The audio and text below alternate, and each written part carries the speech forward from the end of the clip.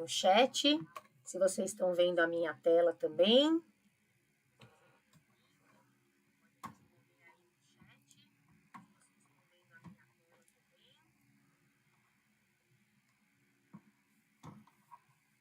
Então, boa noite para todo mundo.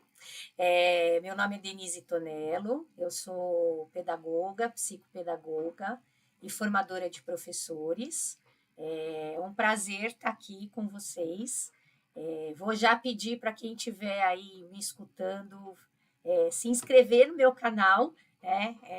Eu sempre procuro compartilhar. Não são novidades, porque eu acho que a educação não é feita de novidades, é feita de teorias que vão reaparecendo e ajudam a gente a ressignificar a nossa prática. Então, se vocês quiserem se inscrever no meu canal e me seguir, vai ser um prazer aí ter vocês junto nessa caminhada. Eu vou começar agradecendo aí todas as pessoas que divulgaram essa live, compartilharam, e eu espero que seja um momento produtivo para todos vocês, tá bom? Essa é a primeira live, nós vamos fazer duas. A próxima vai ser no dia 11 de junho, que eu achei melhor dividir esse conteúdo que eu tenho para compartilhar com vocês hoje em dois momentos. Então, vamos lá, pessoal. Eu falei muito aí sobre o planejamento reverso, e eu comecei a divulgar e fazer a propaganda dessa estratégia com uma pergunta, que é assim: você planeja o ensino pensando na avaliação ou, na verdade, você avalia o que deu para ensinar? Essa é uma pergunta que a gente pode, de verdade, estender de educação infantil até ensino médio, porque cada faixa etária tem uma especificidade do que vai avaliar e do que vai ensinar. E o planejamento reverso, a gente vai ver que ele é uma estratégia para qualquer faixa etária. Então, quando a gente planeja o ensino pensando na avaliação, a perspectiva é uma. A gente pensa lá onde a gente vai chegar, e aí tudo que a gente fizer, a gente vai planejar em função daquela avaliação que nós já planejamos. Espera só um pouquinho, gente, que eu acho que eu deixei alguma coisa aberta aqui, eu estou ouvindo o meu eco.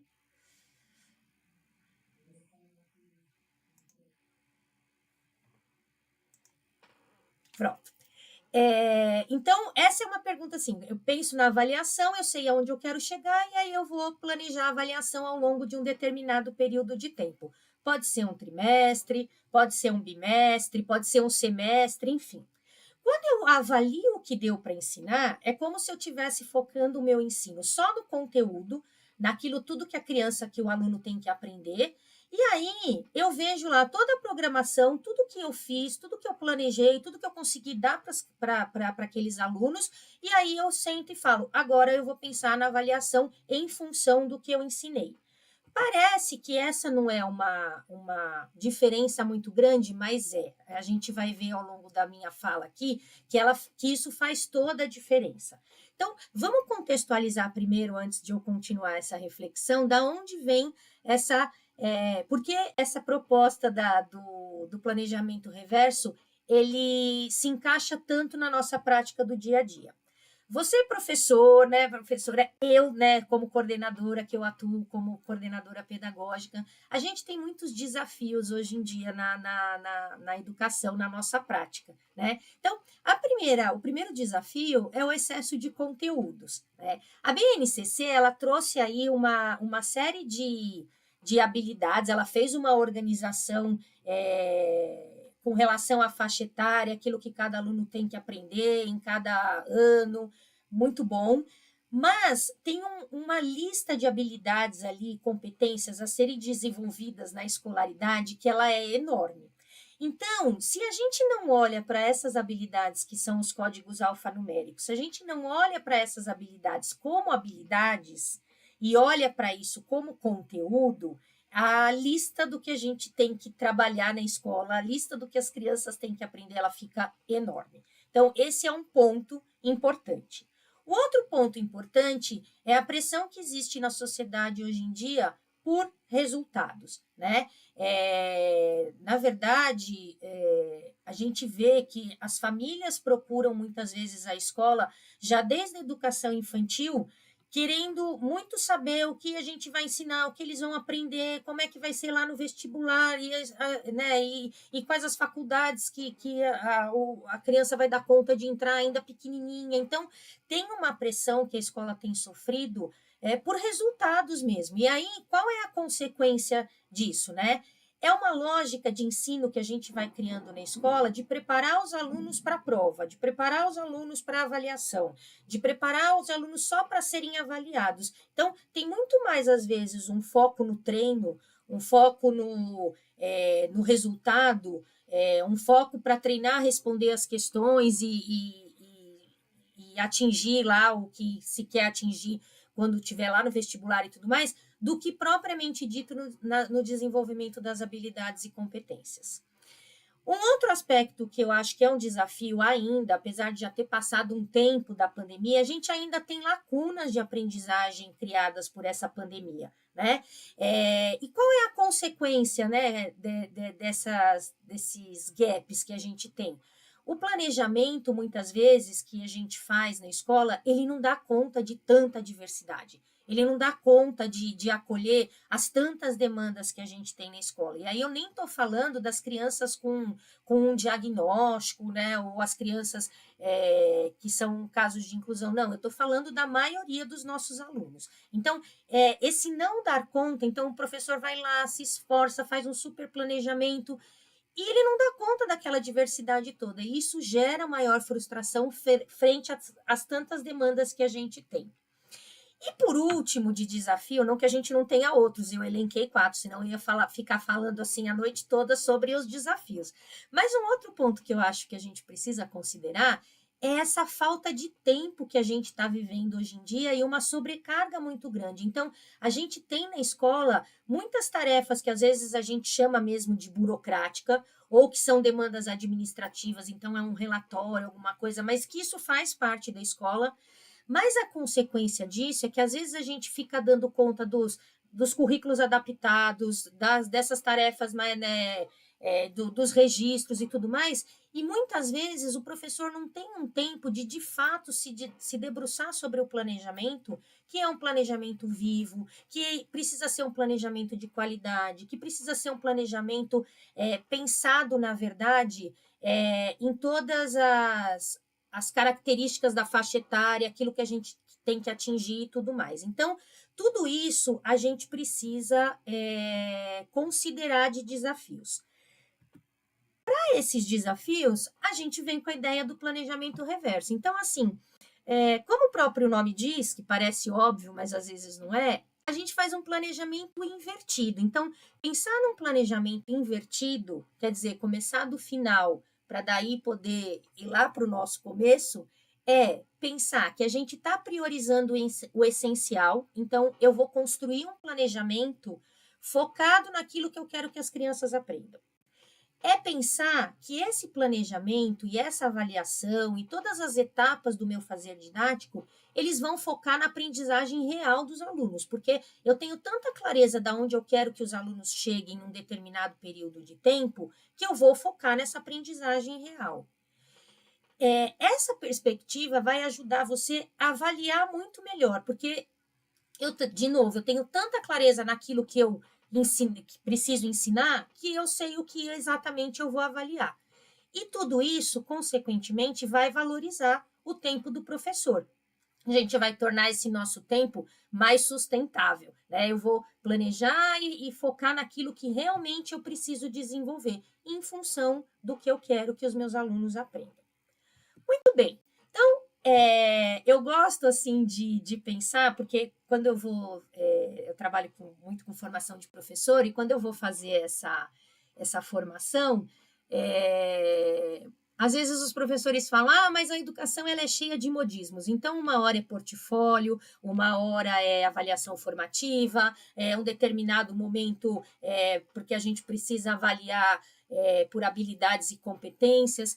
Mas isso tudo não vejo que é um modismo, não é uma moda.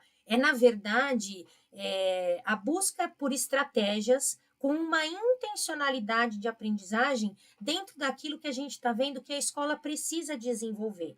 Então, assim, o conteúdo, né? Isso eu estou falando lá de 2017, quando veio a BNCC, o conteúdo, o conceito a gente encontra em qualquer lugar e, consequentemente, o aluno também. Então, se alguém não sabe o significado de algum conceito, vai lá na internet, na inteligência artificial, coloca lá e isso vai chegar para a gente. A escola não pode, então, continuar perseguindo só o conteúdo e a construção do conceito. A escola precisa ajudar o aluno a aprendendo aquele conceito, como é que ele vai aplicar isso na prática, que aí é um ensino voltado para o desenvolvimento de habilidade. Então, quando eu falo numa habilidade, ler diferentes gêneros, né? Essa é uma habilidade importante. O ler, ele vai ser trabalhado e desenvolvido, essa habilidade vai ser desenvolvida na escolaridade ao longo de um período de tempo, que não é só num ano, né? A gente fala isso desde que a criança entrar na escola até lá o ensino médio. Agora, quais são as minhas expectativas de leitura para um aluno de segundo ano? Né? Eu quero que ele leia textos curtos, sem a interferência, sem a mediação do professor. Então, esta é uma expectativa dentro dessa habilidade maior ou esse objetivo maior, que é o ler. Qual é a minha expectativa da leitura, do ler, para um aluno de quinto ano, sexto ano? É que ele leia 2 tipos de texto e faça uma argumentação? Bom, então aí eu vou colocar como expectativa, eu quero que ele argumente em função daquilo que o texto vai explicando. Mas um aluno de segundo ano, eu vou exigir uma coisa, do de terceiro outra. Então, estas expectativas, elas precisam ficar claras para a gente, e a partir disso a gente vai vendo que a estratégia do planejamento reverso não é uma moda, ela é uma necessidade. Como definição, o planejamento reverso, então, ele enfatiza essa importância de promover uma compreensão profunda e significativa nos alunos, indo muito além da memorização de informações ou da memorização de uma lista de conteúdos. Tá? Essa abordagem, ela incentiva o desenvolvimento de habilidades do pensamento crítico e essa capacidade que a gente quer desenvolver na escola do aluno aplicar o conhecimento em diferentes contextos. E isso conversa muito bem com a proposta da BNCC, porque a partir do que do que a BNCC quer que os educadores alinhem esses objetivos e essas expectativas ao desenvolvimento das competências e habilidades, a abordagem do planejamento reverso, ela vai facilitar justamente a criação de experiências de ensino que são mais coerentes, que são mais intencionais e não são diretamente ligadas só ao desenvolvimento do conteúdo, tá? Só para fazer um parênteses, o planejamento reverso ele é uma abordagem que propõe, então, que a gente comece pelo fim, como eu já disse, e aí, esse começar pelo fim, você vai definir os resultados de aprendizagem que você deseja com seus alunos, que são as expectativas de aprendizagem, seguido pela determinação das evidências. Ah, mas o que é isso? Determinar evidências é pensar assim, bom, se eu quero que o meu aluno aprenda a ler textos curtos, sem a intervenção do professor, e que ele compreenda esses textos, porque ele vai localizar no texto as informações que estão ali explícitas, eu tenho que, ao longo de um período de tempo, seja um bimestre, trimestre, semestre, determinar quais são as evidências que vão poder me mostrar que esse aluno está dando conta dessa expectativa ou destas expectativas que eu determinei, tá? Então, eu sei onde eu quero chegar, são as expectativas, são os resultados de aprendizagem. E aí eu determino essas evidências. Bom, então, para saber isso ao longo de um período de 3 meses, eu vou precisar planejar pelo menos 3 evidências ou 4 evidências que me mostrem que o aluno está dando conta desta expectativa. E uma terceira etapa é o planejamento dessas experiências de ensino. Sabe o planejamento das aulas, das atividades, tudo que eu vou propor? Isso não vem primeiro, isso vem no fim. Porque eu comecei lá pelas expectativas de aprendizagem. Então, tudo que eu for planejar ao longo desse período de tempo, eu vou planejar em função da definição das expectativas e dessa determinação das evidências que eu faço. Melhor explicando, para identificar os resultados desejados, eu preciso definir claramente o que se espera que os alunos compreendam e sejam capazes de fazer num determinado período de tempo, para determinar evidências aceitáveis, porque nem todas vão dar conta de avaliar aquelas expectativas que eu tenho, então são evidências aceitáveis nesse sentido. Eu preciso estabelecer quais são essas evidências que vão demonstrar que os alunos atingiram aquela expectativa, e, por fim, eu preciso desenvolver atividades com instruções claras e objetivas que possam conduzir as minhas atividades e conduzir os alunos para alcançar aqueles resultados que eu defini logo no começo, tá bom? Vamos pensar aqui em alguns exemplos do que eu estou falando, que eu acho que ilustra um pouquinho. Vamos pensar que eu peguei algumas habilidades, essa do terceiro ano, que é a habilidade lá a ser desenvolvida na BNCC, ensinar frações, tá? Então, peguei ali de um planejamento, a professora descreveu ali o objetivo da aula, que seria ensinar o que é fração. Ela queria que o aluno aprendesse o que a fração representa, o que é uma fração. Muito bem, qual atividade ela planejou? Ela planejou várias, né? Planejou lá uma explicação no quadro, pensou que ela poderia fazer como atividade exercícios do livro para representar frações, pintar partes da figura onde ela apresentava a fração e aí correspondia, ali tinha que pintar a quantidade para ver qual fração aquela figura representava. E a avaliação, como avaliação, ela propôs uma prova escrita com situações problema envolvendo frações ou exercício de múltipla escolha. Vou fazer um adendo aqui. Tudo isso que eu estou trazendo aqui não tem nada de errado ou equivocado. O que eu estou trazendo é assim, para a gente revisitar os nossos planejamentos e propor nessa perspectiva de um planejamento reverso. Então, eu de maneira alguma estou criticando a explicação no quadro, os exercícios do livro, o pintar partes da figura, nada disso. Mas eu quero fazer um raciocínio aqui com vocês de propor isso nesta perspectiva do planejamento reverso, tá bom? Então, qual é o problema deste planejamento se a gente for pensar no desenvolvimento de habilidades da matemática, tá? Propor dessa maneira. O problema é que o foco maior está no conteúdo. E focar no conteúdo, focar o nosso ensino no conteúdo, não garante que o aluno tenha realmente compreendido o significado do que é a fração, ou o uso do que dessa fração no cotidiano, e muito menos aplicar esse conhecimento. Tá, Denise, mas então como é que a gente vai verificar isso se eu quiser ensinar a mesma coisa? Trago aqui o exemplo, então, na perspectiva do planejamento reverso. Vamos partir da habilidade, que eu estou entendendo essa habilidade como um objetivo maior. Reconhecer frações como representação das partes de um todo, tá? Esse reconhecer frações, ele é habilidade, mas ele é um objetivo mais amplo. Então, eu vou para a expectativa de aprendizagem. Olha lá, eu quero que o meu aluno aprenda a identificar a fração e utilizar frações simples em situações reais. É uma turma de terceiro ano, não é o quarto nem o quinto ainda. Então, de fato uma expectativa simples, entre aspas, porque eles estão começando a entender e ver o que é fração agora, tá? Então, olha lá, tenho habilidade, que se eu não pegar diretamente a habilidade, posso pegar aqueles objetivos gerais de ensino e determino bem qual é a minha expectativa. Aí eu venho para a atividade, né? Quais são as evidências de aprendizagem que eu vou planejar que vão me mostrar que o meu aluno está identificando a fração e está utilizando a fração simples ou frações simples em situações reais? Que evidências, que atividades eu posso criar para isso, né? Então, tá lá.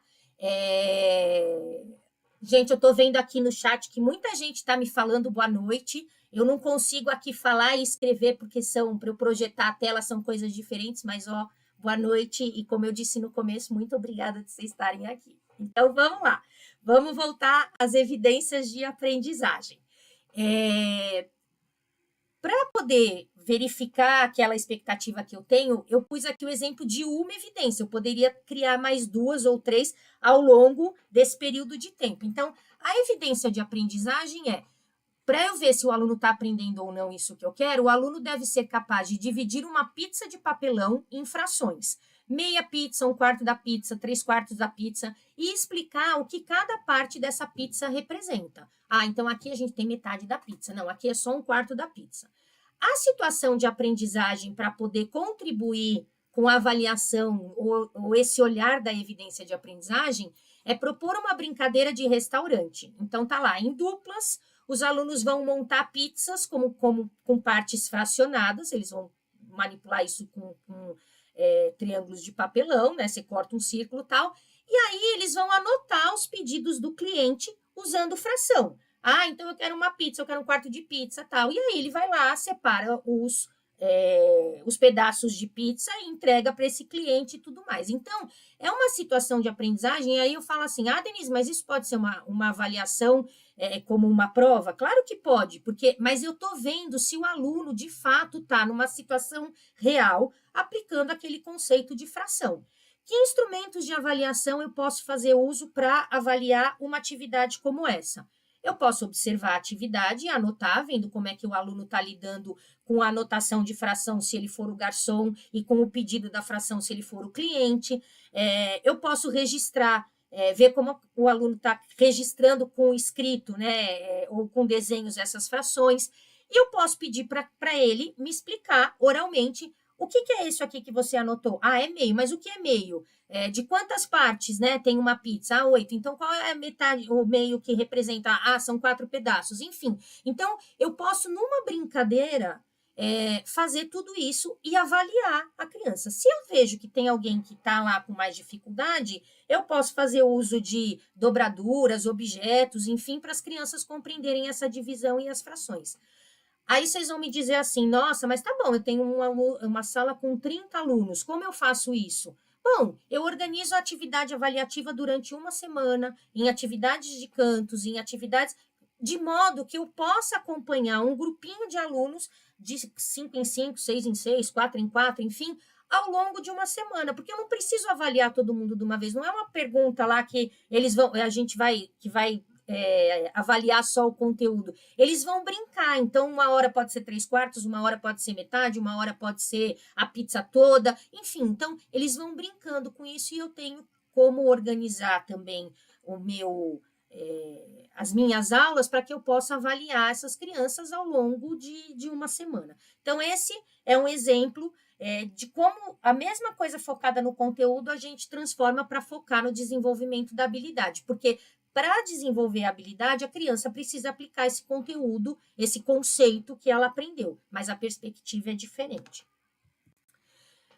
Qual é o nosso perigo aqui, né? Quando a gente fala que a educação vai trazendo novidades e tudo mais.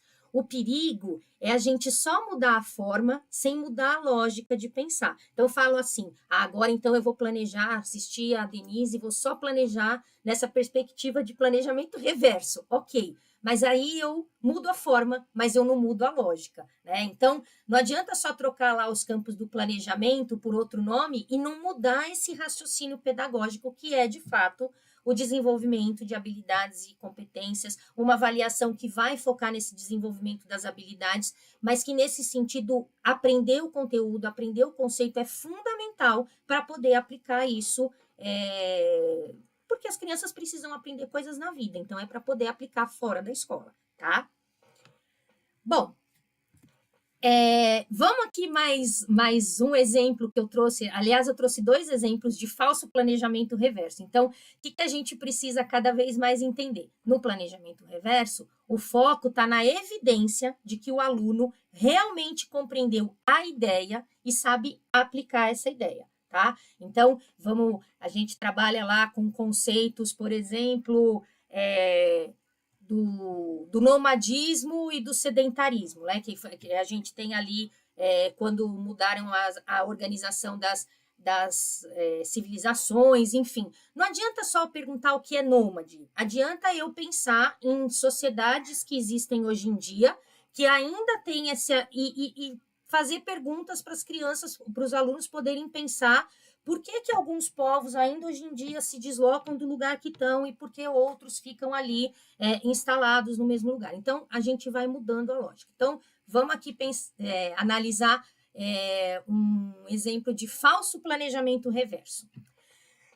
Agora também foquei aqui também na matemática. Então, nós temos lá, resolver a habilidade da BNCC, resolver e elaborar problemas de adição e subtração com números naturais, com uso de estratégias diversas.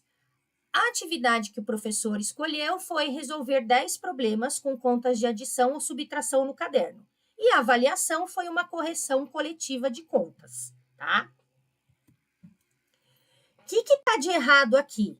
De novo, não é propor problema, propor para resolver conta, nada disso. Isso faz parte do universo da escola. Mas o que está de errado aqui? Né? Errado entre aspas também, né? O que a gente pode mudar a perspectiva?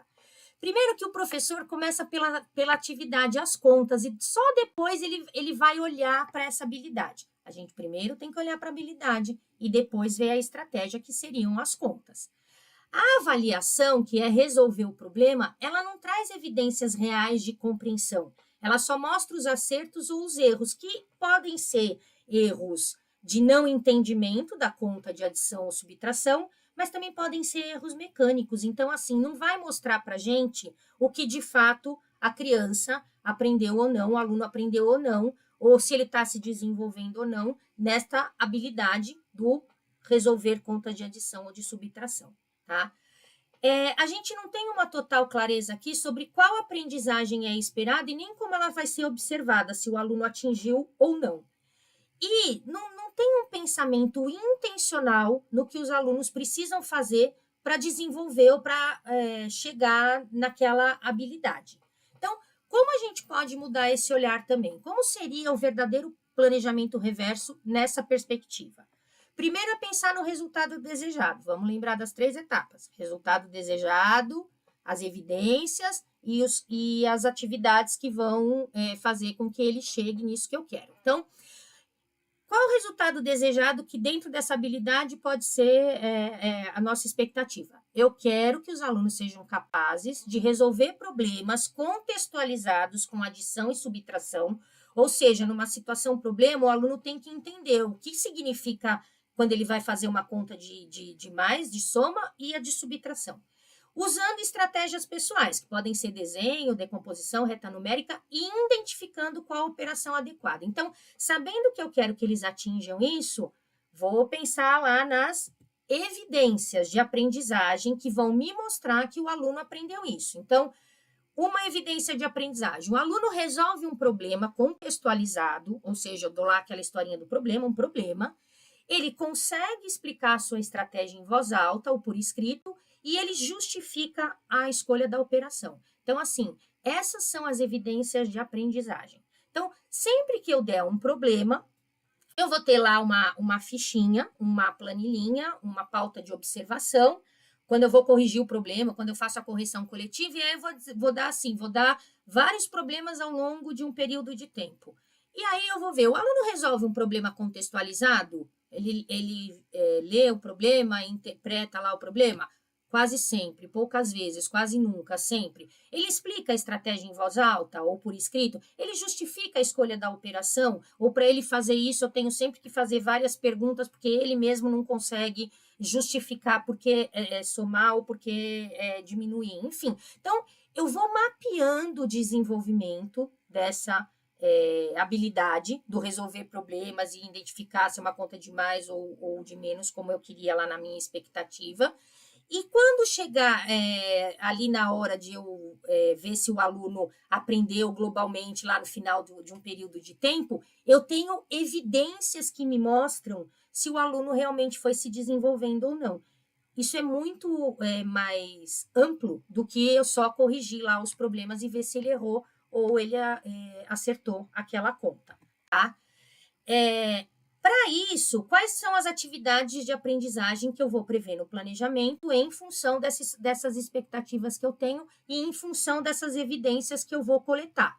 Situações, problema com temas do cotidiano, trabalho em dupla para discutir diferentes estratégias, problemas que eu tenho ali, a gente faz muito atividade de verdadeiro ou falso, né, com texto, mas eu posso ter um problema já com uma conta e um resultado, e o aluno analisar 2 ou 3 problemas para ele dizer se aquele problema tem lá um resultado verdadeiro ou falso, ou se aquele problema está certo ou errado, porque também isso é uma coisa importante. A gente sempre propõe as coisas na escola da mesma maneira, né? Por que não dar um problema totalmente resolvido para a criança tentar lá descobrir se foi feito corretamente ou não? Né? Aí eu posso ter um erro numa conta que é mais mecânico, ou posso ter um erro, um problema de adição, e aí eu faço uma conta de subtração, e aí ele tem que corrigir e dizer lá por que aquele problema está errado, enfim. Então, eu posso propor diferentes formas que daí a criança vai estar desenvolvendo habilidade, não só fazendo sempre a mesma coisa, o problema conta a resposta, problema conta a resposta. Então, isso é bem importante. E também os painéis de análise de erro, que é um pouco isso que eu estou dizendo, né, da proposta de você pôr ali um problema com uma... com soluções erradas. Então, também, para esses painéis de análise de erro, que isso é mais comum que ver na escola, o professor pega lá várias resoluções de problema errado e fala para as crianças, vamos ver aqui onde é que errou, o que podia ter feito diferente, por que esse resultado não está certo. Então, são possibilidades, tá? Mais um exemplo falso de planejamento reverso. Agora de língua portuguesa, de alunos para alunos de 6º e 7º ano. Tá? Então, a gente tem lá, como habilidade da BNCC, analisar os efeitos de sentido produzido pelo uso de tempos verbais em textos narrativos. Essa é uma habilidade que quem dá aula de inglês, aula de espanhol, de línguas, também usa bastante. A gente trabalha muito com a conjugação e com os tempos verbais, né? Então, qual foi a atividade escolhida pelo professor? Escrever uma narrativa com verbos no pretérito, né? Então, a professora pediu para daí, que isso era no passado, para ver se eles reconheciam ou não. Quando eu proponho uma atividade como essa, então, assim, a professora planejou para identificar verbos no pretérito em frases soltas, então, onde está o verbo aqui? Então, a criança foi ou a criança está, e aí ele tinha lá que só identificar esses verbos, se eles estavam, quais eram os do pretérito. Copiar verbos do presente passando para o passado, completar lacunas com verbos no passado e escrever um parágrafo com verbos no pretérito. Estas foram as atividades que o professor planejou para trabalhar com o conceito, com o entendimento do que são verbos no pretérito. A avaliação, o professor planejou corrigir se os verbos estavam escritos todos no tempo verbal correto. Então, ela deu um texto, alguns verbos estavam no pretérito, outros estavam no presente, outros no futuro, e o aluno tinha que corrigir esse texto. Muito bem. Quais são as questões aqui? Primeiro, que é um foco totalmente no conteúdo, né? O entendimento, assim, do pretérito. Se a criança não entendeu o que é pretérito, ela não vai se desenvolver nesse aspecto. E aí, tem um foco numa conjugação mecânica, né? E aí, aquela habilidade para ser desenvolvida na BNCC, que é pensar nos efeitos de sentido do tempo verbal na narrativa, ela não é pensada. Tem um produto final que, do meu ponto de vista, é descontextualizado, sem uma função real de comunicação. São atividades mais fragmentadas, sem articulação com a leitura e análise de textos reais. E a habilidade da BNCC, ela é citada, na verdade, mas ela não orienta verdadeiramente o planejamento, principalmente em função desse entendimento dos efeitos de sentido, tá? Como seria o verdadeiro planejamento reverso, né? Então, primeiro, qual é o resultado desejado? que os alunos aprendam ou que os alunos sejam capazes de, né? Então, aprendam a identificar o uso correto do tempo verbal, mas também analisar e justificar o efeito de sentido na narrativa, tá bom? Então, isso é o que eu realmente quero que os meus alunos aprendam. Qual é o produto final que o professor pode pensar com um propósito de escrita? Que ele vai reescrever um trecho de um conto tradicional, por exemplo, mudando o tempo verbal do pretérito para o presente, mas aí pensando nessa análise de efeito causado. E que essa narrativa seja contada para alguma turma menor que está trabalhando com contos de fada, enfim. Então, ele vai também escrever com propósito, que isso é algo que a gente também precisa buscar na escola. Para isso, quais são as evidências de aprendizagem que vão me mostrar que o aluno, além de reconhecer o tempo verbal, sabe diferenciar presente do passado e reconhece que efeito isso tem na narrativa? Então, o aluno reconhece e nomeia corretamente o uso do pretérito e do presente em diferentes narrativas? Ele percebe essas mudanças de significado, de ritmo ou de efeito ao comparar um texto no pretérito e outro no presente? Ele consegue reescrever um trecho do texto mudando esse tempo verbal, mantendo a coesão e compreendendo o novo efeito do sentido gerado? Ele explica oralmente ou por escrito por que essa mudança do tempo verbal vai alterar a percepção da narrativa? E ele contribui com observações sobre como esse tempo verbal afeta esse ritmo da história que foi contada de algo que já passou, de algo que está acontecendo agora. E aí, de novo, penso em várias atividades ao longo do meu planejamento e vou marcar lá, sempre, quase sempre, poucas vezes, quase nunca. Então, você está atrelando essas evidências ao desenvolvimento das habilidades. E aí, que atividades você pode planejar? Esse professor pode planejar para dar conta de avaliar aquilo que ele quer avaliar. Ler contos tradicionais, analisar esses tempos verbais usados, fazer a leitura do mesmo trecho reescrito no presente e perguntar o que muda na narrativa e essa sensação de tempo, o que você percebe. Discutir em grupo quais os efeitos de sentido produzidos por cada tempo verbal. Propor reescritas individuais ou em dupla de um trecho, mudando o tempo verbal. Refletir sobre essas escritas e os efeitos de mudança e compartilhar e fazer revisão coletiva dos textos e tudo mais. Então, eu faço uma programação de atividades em função daquelas etapas anteriores, tá? Ou seja, o que eu destaco aqui? Que no planejamento reverso real, a atividade é consequência desse objetivo que a gente tem e da forma que eu tenho que eu vou buscando para avaliar os meus alunos, e não o contrário, que é focar no conteúdo e depois só verificar se o aluno aprendeu ou não.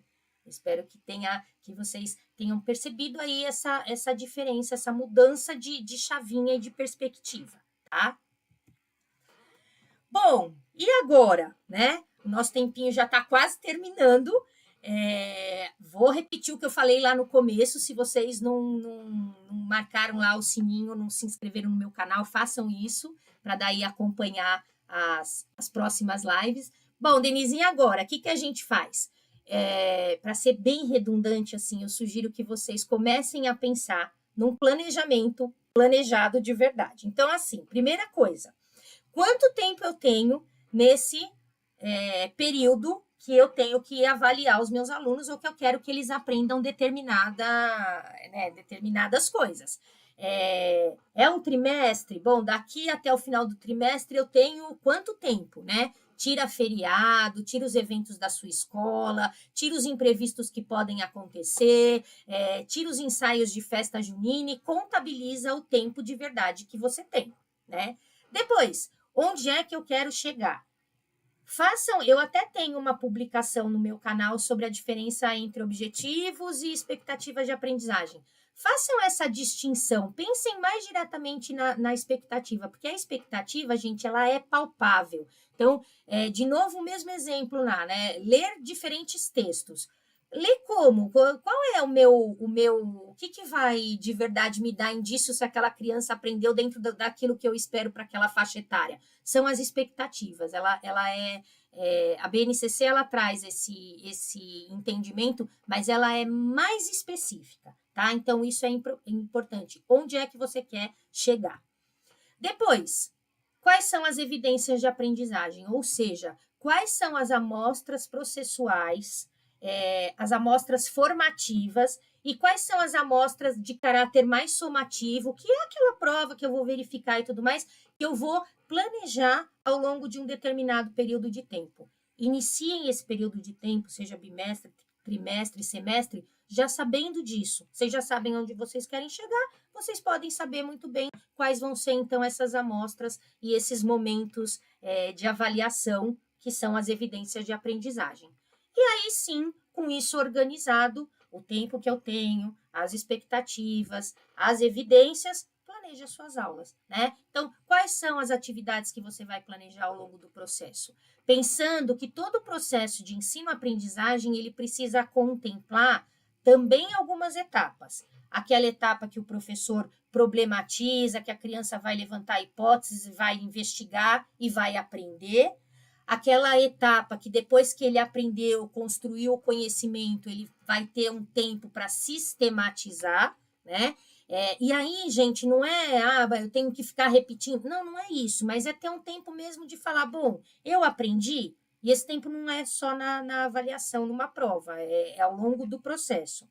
E depois, então, desse tempo de aprender, sistematizar, vem a avaliação. E aí eu tenho que, dentro desse processo de avaliação, compartilhar com o meu aluno o que é que ele vai, o que eu espero dele na avaliação, deixar que ele faça a avaliação e ter um tempo para essa devolutiva da avaliação, que é dizer, olha, isso aqui você já aprendeu, isso aqui você ainda não aprendeu, como é que a gente pode, o que você pode fazer para ir em busca desse conhecimento, como é que a escola pode te ajudar, às vezes, se a criança é menor, como a família pode ajudar, porque muitas vezes a gente dá lá, constata, termina a avaliação e não faz essa sequência. A avaliação, né, numa concepção formativa, ela está em função da aprendizagem, saber se o aluno aprendeu ou não e contribuir para que ele continue aprendendo sempre. Então, eu preciso desse tempo também de devolutiva, tá?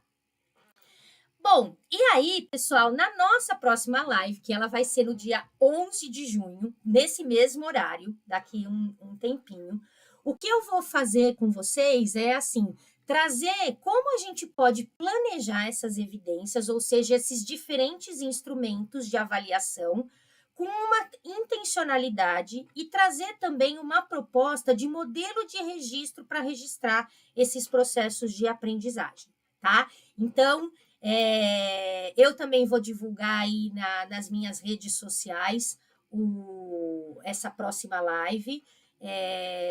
Eu espero que essas provocações e um pouco desse direcionamento tenha ajudado vocês aí a pensar um pouco diferente como a gente vai propor. Esses instrumentos de avaliação e tudo isso, eles também são pensados em função dessa concepção e dessas estratégias que a prática do planejamento reverso propõe. Então, na próxima live, que também vai durar uns 30, 40 minutinhos, eu espero vê-los todos aqui para a gente poder conversar e refletir sobre essa continuação, tá bom?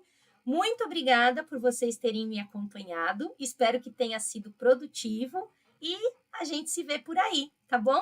Boa noite, gente. Obrigada.